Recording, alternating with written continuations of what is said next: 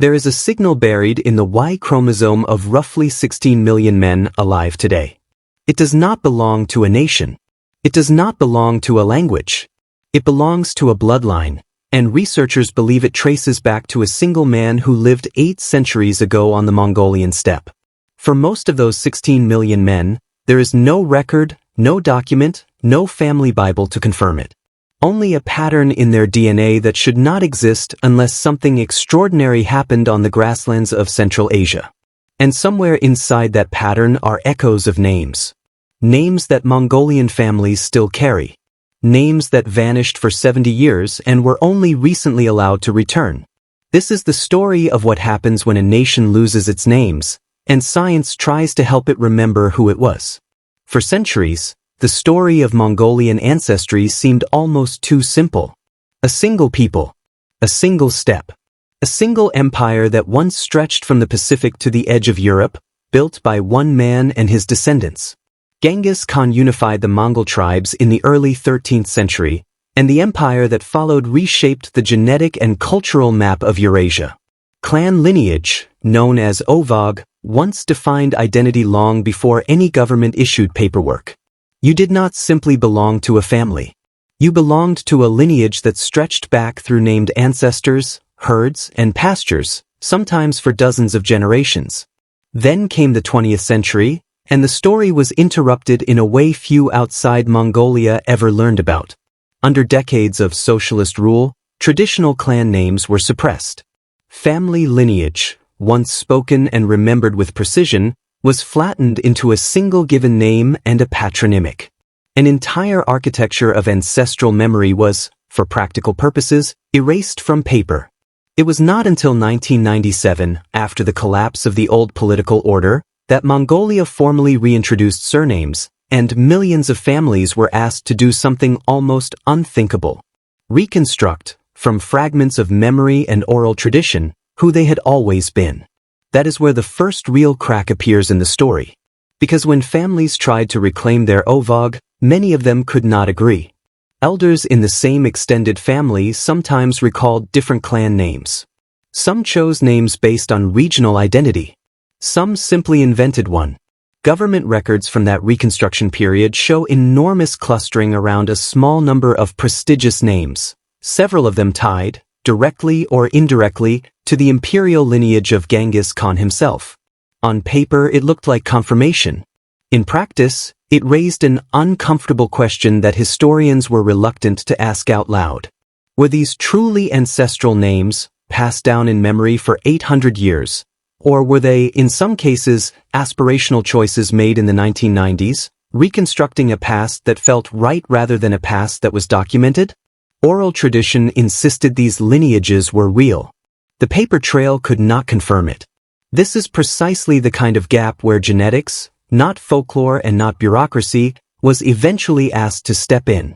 This is where the science enters the story, and it enters in a way that changed the field of population genetics entirely. In 2003, a team of geneticists led by Tatiana Zergel published a study examining Y chromosome data across a vast stretch of Asia, from the Pacific coast to the Caspian Sea. The Y chromosome is useful for this kind of investigation because it passes almost unchanged from father to son, generation after generation, along a single unbroken paternal line. Small mutations accumulate slowly over time, creating a kind of genetic signature, a haplotype that can be traced backward like a thread through history. What the researchers found inside that data was not expected. Scattered across 16 populations, spanning roughly 5% of the entire male population of Asia at the time, was a single, closely related cluster of Y chromosome types. Not similar. Related. The kind of relatedness that, statistically, does not happen by chance across such a wide geographic area unless something disrupted the normal, slow diffusion of genetic variation. If you enjoy this kind of science-driven history, where a single genetic signal forces researchers to rewrite assumptions about an entire region, you may want to subscribe, because there is far more hidden in the human past than most people realize. The researchers modeled the age of this shared genetic cluster and estimated it began spreading roughly 1,000 years ago, give or take a few centuries. The geographic center of its distribution sat almost precisely where the Mongol Empire had once stood. The timing lined up, the location lined up, and the scale of the spread was something no ordinary lineage could explain. That was not a contradiction to the historical story. It was a signal, but it was also the beginning of something far more complicated than a simple confirmation of Genghis Khan's fame. Because a genetic signal this size does not prove which specific man carried it. It cannot be matched directly to a name in a chronicle. What the evidence shows is a pattern consistent with extraordinary reproductive and political success radiating outward from one lineage, during exactly the period when Mongol expansion was reorganizing power, marriage alliances, and populations across Eurasia. Researchers were careful, and remain careful today, to describe this as a strong association, not an identified individual. The evidence points toward the imperial house of the Mongol Empire. It does not, on its own, prove which of Genghis Khan's descendants, or how many, carried the mutation forward. That distinction matters enormously, because once researchers began comparing this signal against the modern surname reconstruction, the story widened rather than resolved. Several of the surnames Mongolian families chose after 1997, names associated with Borjigin lineage, the clan of Genghis Khan himself, do show elevated frequencies of markers within or near this genetic cluster in some sampled populations. That is a real finding, and it is genuinely striking. But it is not uniform. Not every family carrying a Borjigin-associated name carries the signal. And the signal itself appears, in smaller frequencies, in families who chose entirely different clan names, names with no obvious historical connection to the imperial lineage at all.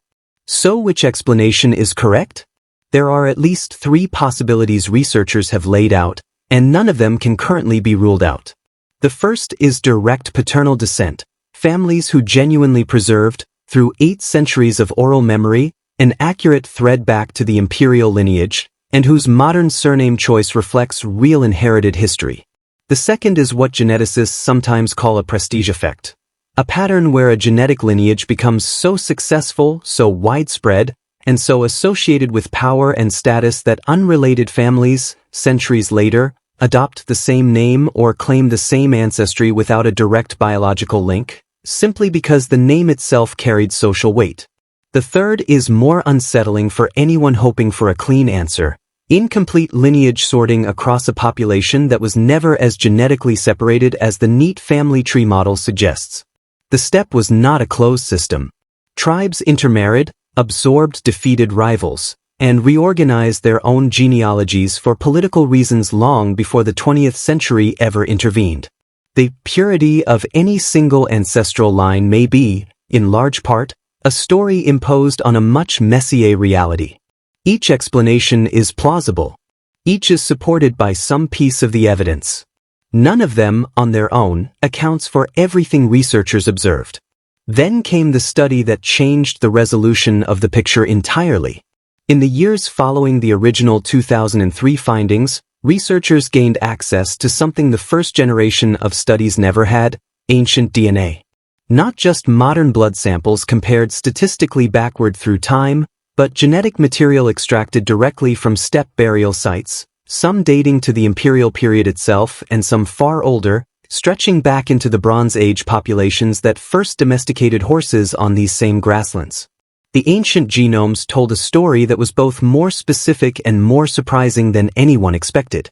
They confirmed that a rapid, large-scale expansion of certain paternal lineages did occur during the Mongol imperial period, consistent with historical accounts of conquest, forced resettlement, and the elevated reproductive access granted to ruling elites. That part aligned with the traditional story almost perfectly.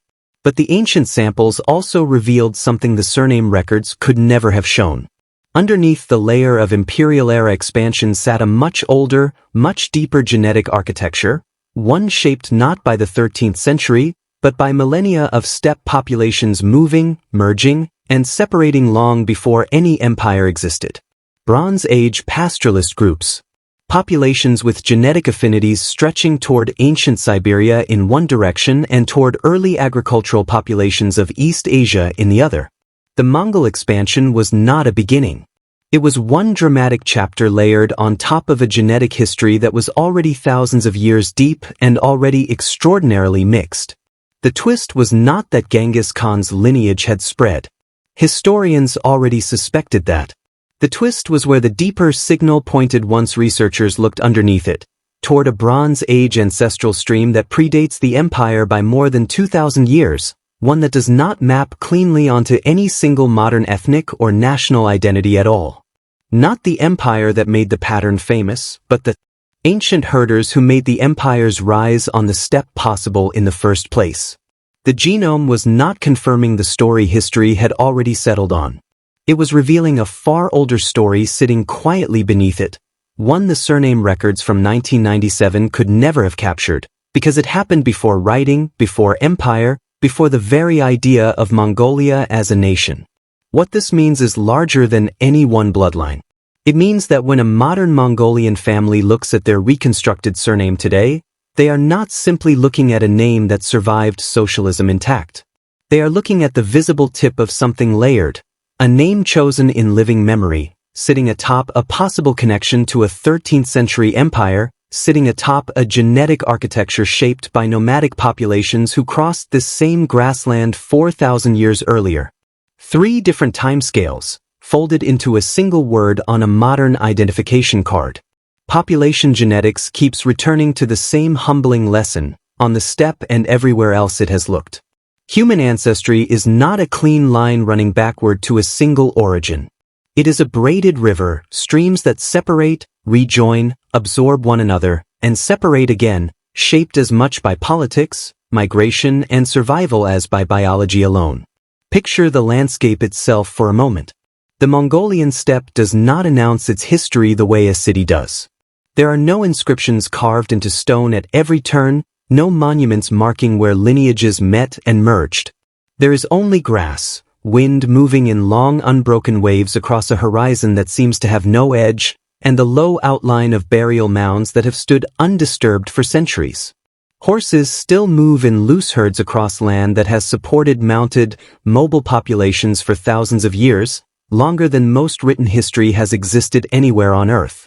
Somewhere beneath that grass are the remains of people whose names we will never recover, but whose DNA has now spoken on their behalf, in a language written not in ink but in adenine, thymine, guanine, and cytosine. That is the quiet, strange gift of ancient genomics. It does not restore the name's history erased, but it restores something the names alone never could, a sense of scale, of depth, of how many separate human stories had to unfold, generation after generation, before a single surname could exist for a family to reclaim in 1997. The old story was simple because it had to be. A nation needed something to reconstruct quickly, and a hero's lineage was the most powerful thread available. The DNA did not tear that story down. It did something more interesting. It widened it, layer by layer, until a single empire became one chapter inside a much longer human migration that has been moving across this grassland since long before anyone thought to write it down. If you find yourself thinking about your own name differently after hearing this, where it came from, how much of it is memory and how much is reconstruction, that is exactly the kind of question worth sitting with. Subscribe if you want more stories where the evidence quietly rewrites the map we thought we already understood. The steppe remembers more than any single family record can hold. Science has only just begun listening to what it has to say.